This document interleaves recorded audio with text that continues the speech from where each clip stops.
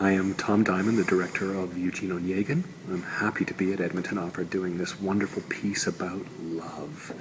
Everyone in this opera has the love of something.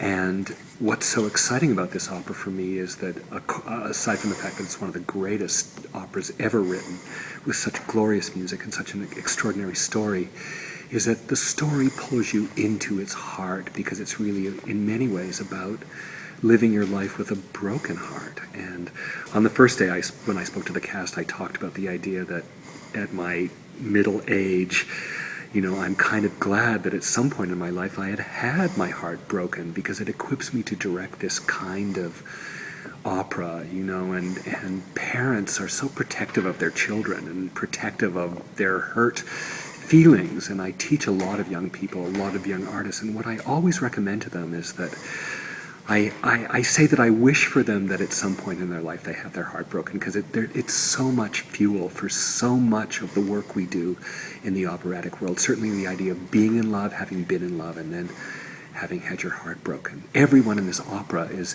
infected with love in some way. Tatiana, the central character, in fact, they thought at one point of even calling this opera Tatiana.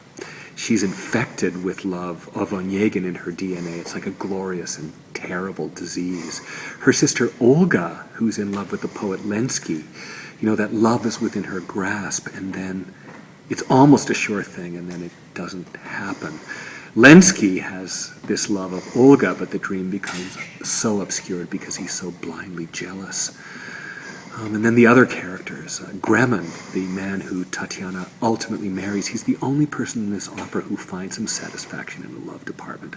He is a much older man. He marries Tatiana and is so in love with her. He's the happiest guy in this opera, in many ways very un-Russian as he is processed in there. And then the other characters, every character in this opera in some way has love in them. Onegin, of course, our anti-hero.